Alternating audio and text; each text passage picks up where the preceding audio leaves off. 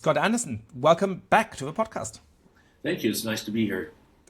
So, we recorded a wonderful, deep historical dive into Iran in, I believe, July of last year. And I was really looking forward to releasing that episode and thought, perhaps we can wait for some topical hook that'll make that episode more relevant. And boy, did we get a topical hook over the last days. There are these wonderful, inspiring pictures that also make me a little bit scared about what may be around the corner from Iran, with just huge numbers of people taking to the streets to call for the end of the regime of the mullahs in a more open and more concerted way than probably at any point since 1979. What's your read on the situation in Tehran and so many other cities around Iran today? Should we get our hopes up for an end to this regime? I, I, I, I think more than probably ever in the last 45 years, the regime is in serious, serious trouble. There have been moments in the past when it was uh, in somewhat trouble, but what's different this time with these protests? The regime in the past has always been very adept at playing one segment of society off against another. The religious against the more secular, the rural against the urban. The women's freedom protests of 3 years ago, they were able to talk about it being, oh, she was a Kurdish woman, the woman who was killed by the morality police, to kind of play the ethnic card. This time, that's not going to work because this is an economic collapse that has happened with the devaluation of in Iran. So everybody is affected. Playing off one side against the other is just not going to work this time. The second thing that's quite different is you now have an Iranian president, Pezeshkian, who's come out in sort of solidarity, or at least in sympathy with the protesters. He doesn't have an awful lot of genuine power. The supreme leader Khamenei does. But what he has is a voice, and that voice cannot really be shut up. So you have a very different dynamic taking place now than you've ever had before. What would it actually take for these protests to topple the regime? A lot of the time, political scientists assume that, as long as a regime stays united, it can be deeply unpopular. It can Right. constitute a small portion of a population. It is able to see off challenges to it, and it does feel as though. The reason why I said earlier that it's awe-inspiring and hopeful, but what I'm also afraid is that you could imagine the Revolutionary Guards starting to fire in even more massive ways than they already Yes. have in the last days on protesters, and using simple brute force to crack down on this movement. The question is whether or not cracks start appearing within the regime. The president semi claiming to be on the side of the protesters might be one sign of that.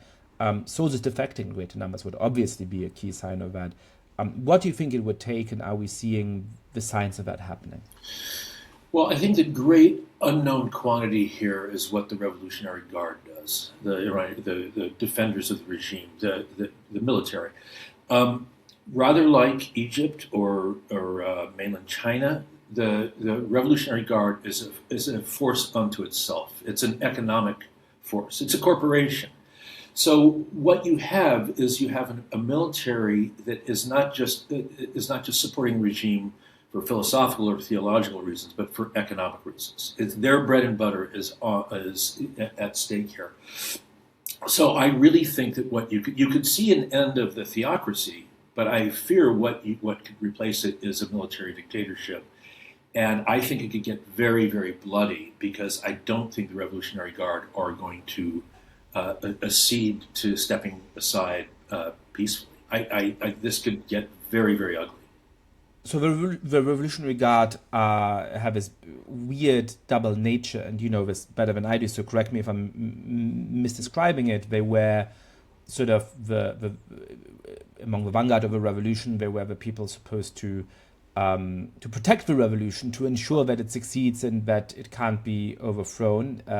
They were supposed, therefore, to have in the Iranian context this deeply religious mission. But as you're pointing out, they are now effectively running large parts of the Iranian economy. That's right. And one of the main reasons why somebody may have aspired around 2005 or 2010 to become a senior member of the Revolutionary Guards is that comes with a huge amount of material and other privileges in society. And so even as this is supposed to be a deeply theocratic institution, it is also run by a lot of people who may simply be social climbers, materially ambitious people. I mean, is it imaginable that the Revolutionary Guard kind of rebrands itself as a military caste more similar to a place like Egypt, where the military tends to have a more secular bent?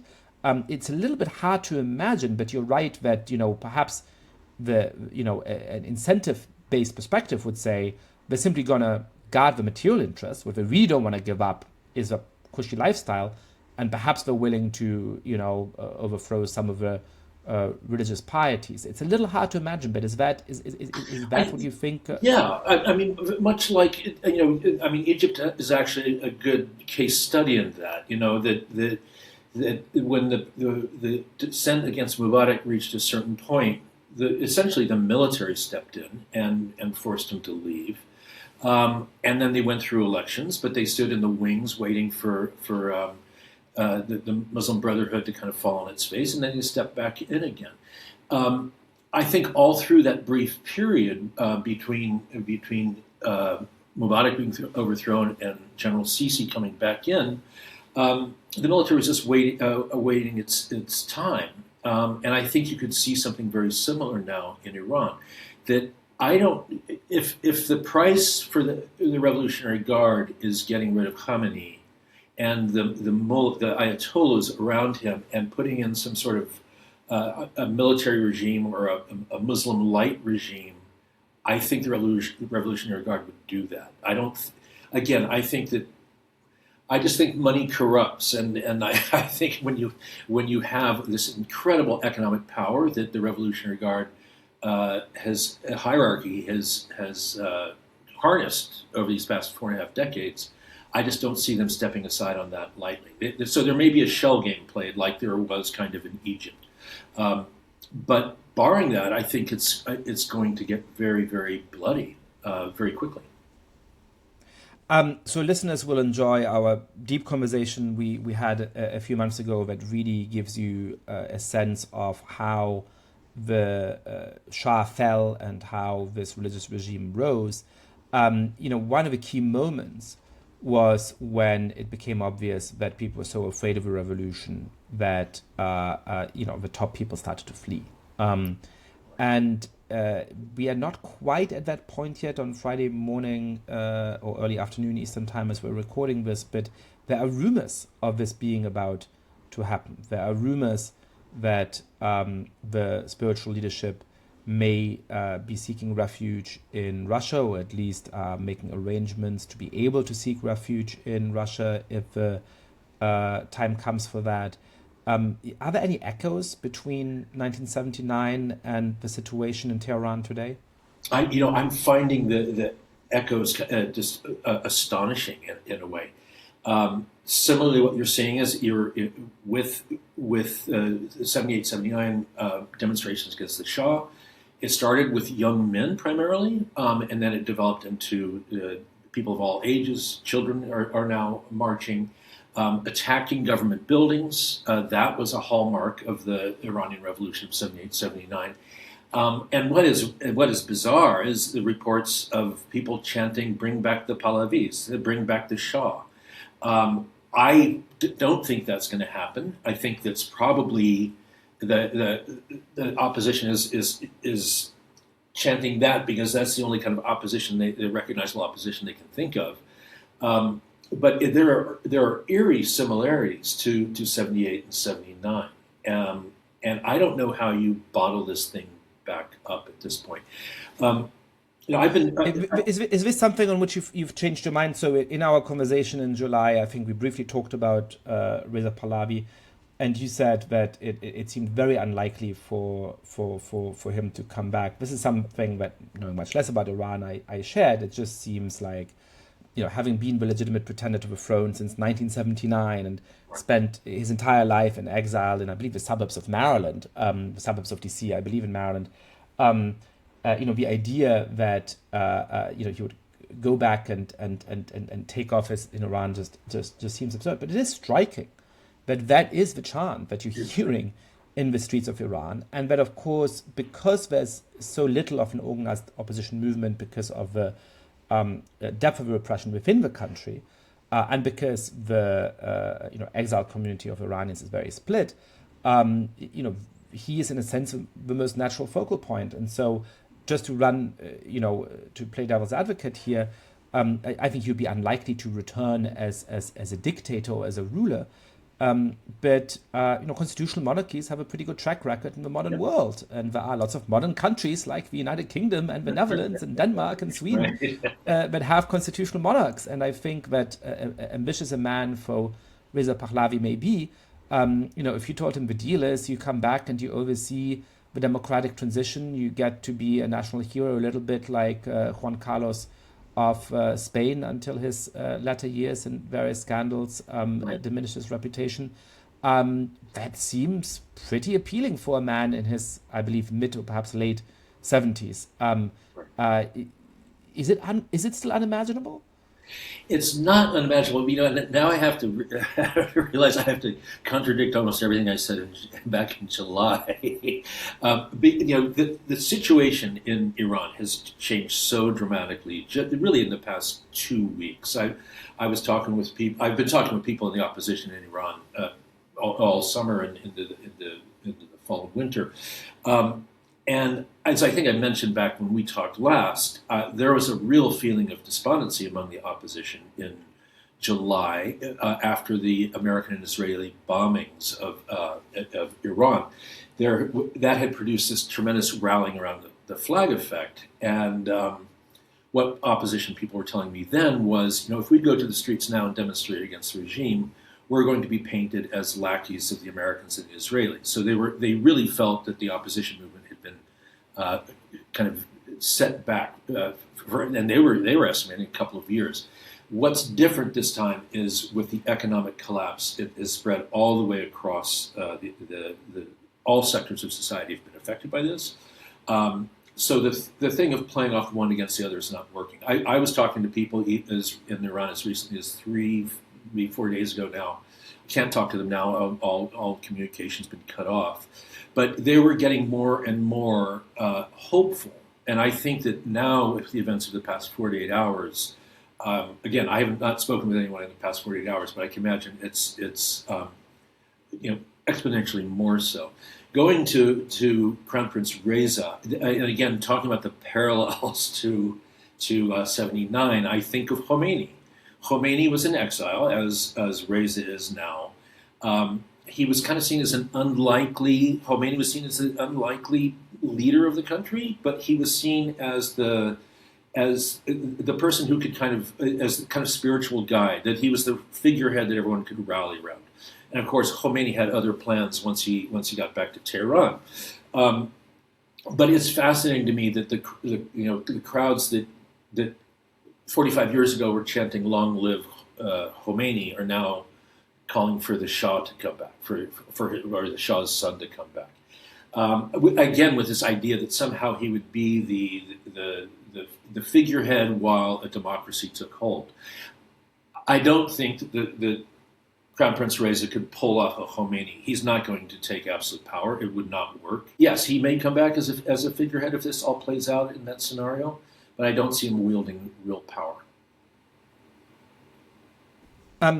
Let's dream for a moment.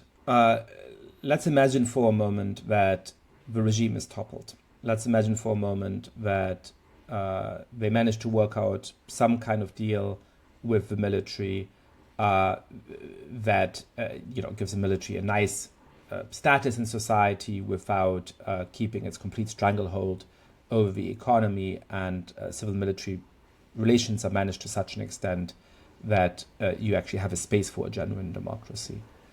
What would that democracy look like? How much of a democratic history does Iran have? to what extent has the country secularized? Obviously, I think there is a segment of the Iranian population that is deeply resentful about the religious diktat from the top. There's a very low fertility rate in Iran. I believe women are more likely to have university degrees than men, young women at least. It is in many ways a society that is secularized. I imagine that there's also deep pockets of genuine, not just religious feeling, which is of course compatible with democracy, but allegiance to the theocracy and hostility to secular democracy, but also exist in Iran. And then, of course, there are the kind of fault lines that exist in many democratic countries in the world, but that make it hard for democracy to take place, including regional differences, ethnic divisions, and other kinds of things. If Iran were to have free and fair elections in 2027, do you think there's a realistic hope that democracy in a country that is relatively affluent by comparison to other countries struggling to be democratic, that has this bottled up longing for a more secular, democratic set of institutions would stick? Or do you think that Iran would likely end up like the countries of the Arab Spring, the last of which has just seen its democracy die in Tunisia over the course of the last years? Right. I would say that Iran probably has a better chance of actually emerging into a democracy than most countries in the Middle East. It has at least a parliamentary tradition, even though that parliament has largely been a rubber stamp certainly for the past century.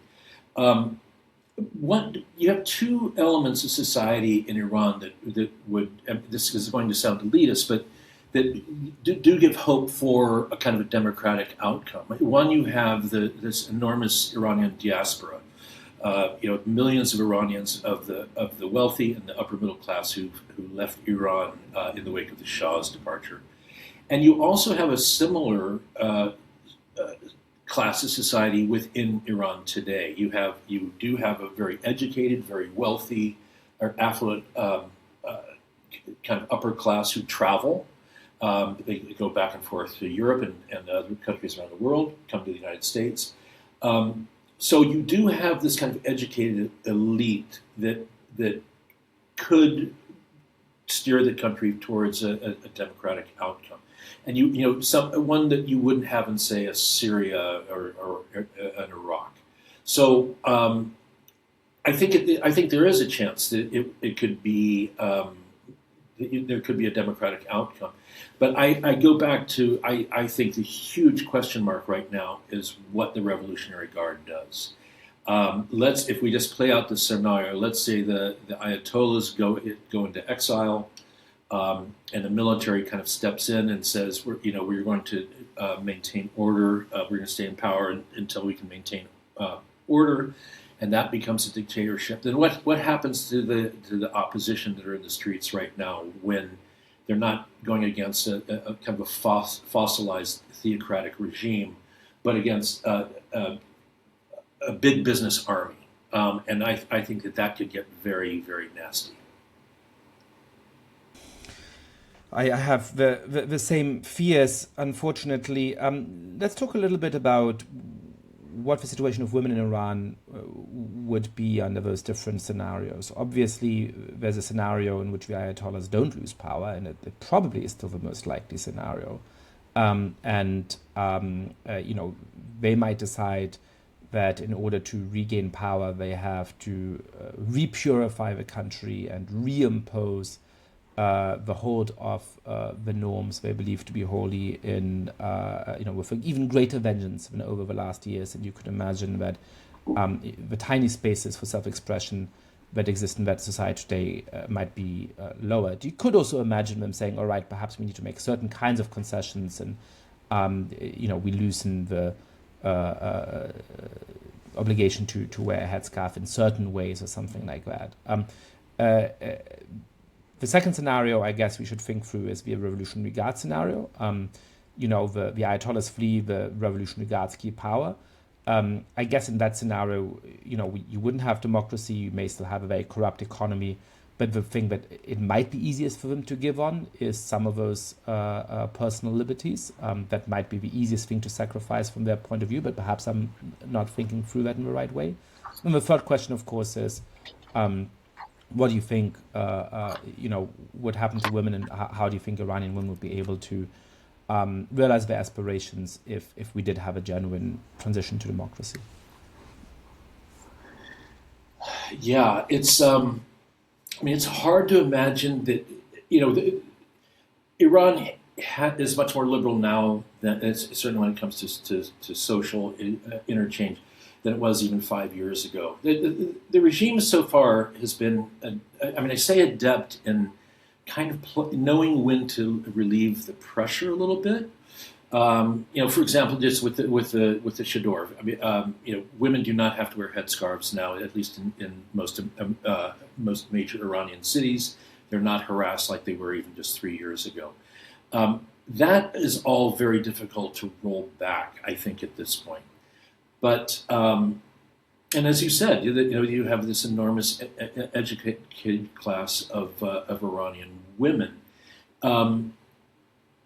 I just don't see the system as it is even now continuing to hold. What you've always had in Iran, or certainly in the last 10, 15 years, people at the educated class, people at the upper class, they're not the people taking bullets from the Basijis in the streets. They're not being clubbed. They're not being beaten to death by the morality police. Those people have always had a certain immunity from the theocratic regime, and I think that is what is collapsing now. That you can say in a way that segment of society was sort of bought off by the regime. And I think with this economic collapse that you're seeing now, that's not working. A few days ago, the regime announced that they were going to give everybody $7 of a remittance to help with, the 40% inflation. Well, $7 is not going to solve the regime's problems. Well, it is striking, that what ultimately seems to matter most is bread and butter issues. When it comes to discontent with the regime, that people will suffer deeply from spiritual injuries. But it tends to be relatively select groups of people who decide to risk their lives in order to address them. It tends to be students, it tends to be intellectuals, it tends to be residents of the biggest cities. And those kind of movements are then relatively easy to beat back. It is when those brave activists who keep the flame of opposition alive for year after year after year suddenly fuse with a much broader economically based discontent, where people are angry. Right. Perhaps they also disliked all of that stuff, right? They also suffered from all of that stuff. They also disagreed with the regime on a million other things. But it's the moment when they feel like, I don't know what to make for dinner for my kids. I don't know that I'm going to be able to pay the electricity bill. I'm not sure that I'm going to be able to heat my apartment in the winter. But they say, this is now worth going on the streets for. And that's sort of what feels like the difference between the protests we've seen again and again in Iranian history, because the very brave Iranian opposition has tried to stand up to this regime. A few years ago with the Women Life Freedom Movement, around, I believe, 2008, around a rigged election in which there was hopes for a more moderate president, and the Green Movement, again and again. But it is now that the living conditions of ordinary Iranians have become so much worse that you see a much broader mass-based movement. No, that's right, and again, with echoes to 1978, 79, the Iranian Revolution that overthrew the Shah was basically born on the backs of young, uneducated men from the countryside who had come into the city trying to find their piece of the Iranian economic miracle, and then when the recession hit, they're stuck in these awful shanty towns on the outskirts of Tehran and other Iranian cities. And I strongly suspect it's going to be that kind of same demographic group that is going to, if this does become a revolution, if it does become very bloody, that is going to be the class of people that are going to take most of the bullets. It's not going to be university students. It's not going to be college professors or intellectuals. It's going to be those people who now have absolutely no future. So, let's take a step back here, right? After the attacks on the Iranian nuclear program in June, carried out by Israel and by the United States, it felt as though they may have set back the aspirations of the Iranian opposition. As you were saying, when you were talking to people in the summer, they felt like if we go out to protest now, it looks like we're on the side of the least popular nations in Iran, and that's not going to put us in good stead. From a perspective of today, it does seem as though some of the attacks and some of the sanctions imposed, by America over the last year, are at least an indirect cause of these protests. Yeah. I certainly am no admirer of the current occupant of the White House, and while I am very happy that Nicolas Maduro is my new neighbor in Brooklyn and is behind bars, because like the Iranian regime with which he was very close, he was a terrible dictator. Yeah. I fear that the outlook for actual improvements in Venezuela seem to be slim. But do us critics of Trump and the White House have to say their policy of humiliating Iran, of showing the weakness of the leadership, of making it very hard for Iran to thrive economically, of leaving the deal that the Biden administration and before that the Obama administration had cut with Iran? Is all of that working? Is all of that part of the reason for what's going on in the streets of Tehran and other Iranian cities today? In a strange way, I feel and again, I'm reminded of Jimmy Carter in the 70s. I never thought I'd put Trump and Carter in the same sentence, but when Jimmy Carter came in with his whole emphasis on human rights, and I think that had a knock-on effect throughout the world, and including in Iran. It gave support for people who were opposed to dictatorships and cared about human rights. I think it emboldened the Iranian opposition against the Shah. Similarly, Trump's kind of scattershot approach to the world, the kind of madman theory of, you never know what he's going to do next, and that carries a certain power of it. I think has probably emboldened the opposition inside Iran. That said, nobody likes to have their country bombed by a foreign power, and that's what I was picking up this summer from the opposition people saying, this is the bombing was the worst thing that could happen to us. It's very difficult to say what is really driving this. How much of it is being encouraged by the Americans? Are people sort of seeing what happened to Maduro in Venezuela and seeing hope in that? I tend to feel it's more just this utter economic collapse. I mean, people just in 1 week just saw their life savings turn to dust.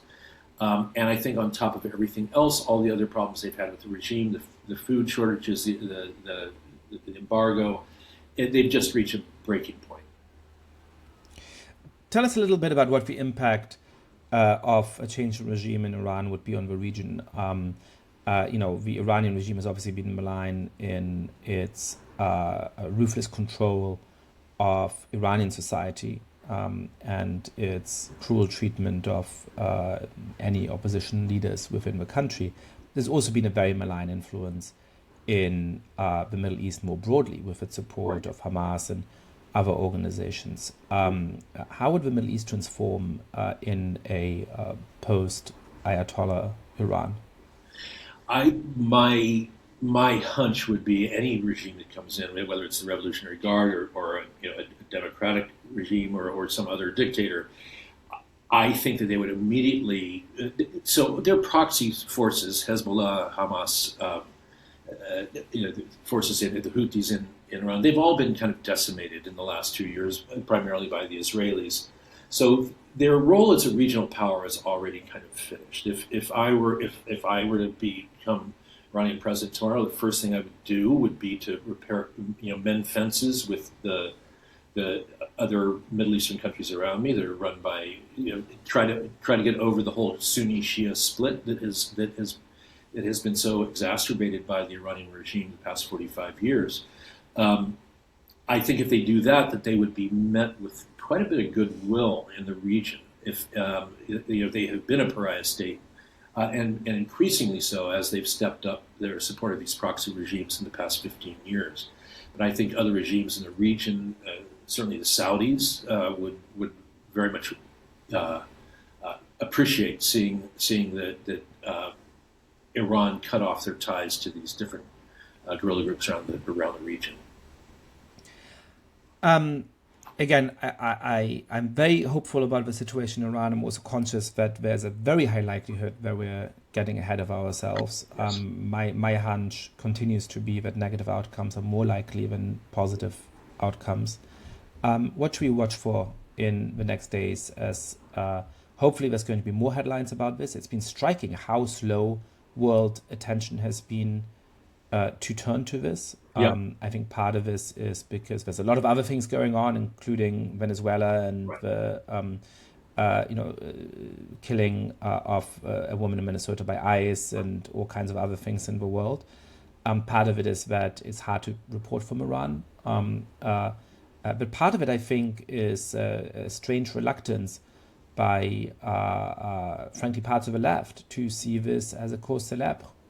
Because they somehow think that the enemy of the United States can't be completely terrible. The BBC World Service has been criticized widely for downplaying the protests and seeming extremely reluctant to pay any attention to it for reasons that I think are partially ones of ideological capture. But I think at this point the protests are at a scale where they're not going to just go away, and they're either going to have a very positive outcome or a very negative outcome. So as these news reports start to come in, start to probably dominate the headlines and the front pages of our newspapers and news feeds more than in the last weeks, what is it we should watch for in trying to figure out whether there's going to be a good solution? Is there anything that Western governments, Western individuals can do to have a positive influence on the events that are unfolding? Well, I think that if the Trump administration were smart, they would just kind of stay out of things for a while. The first thing I would be looking for inside Iran would be a fracturing of the Iranian military. Is there going to become a reluctance of the military to just wantonly machine gun people in the streets? And going, again, it reminds me a bit of Egypt in the Arab Spring.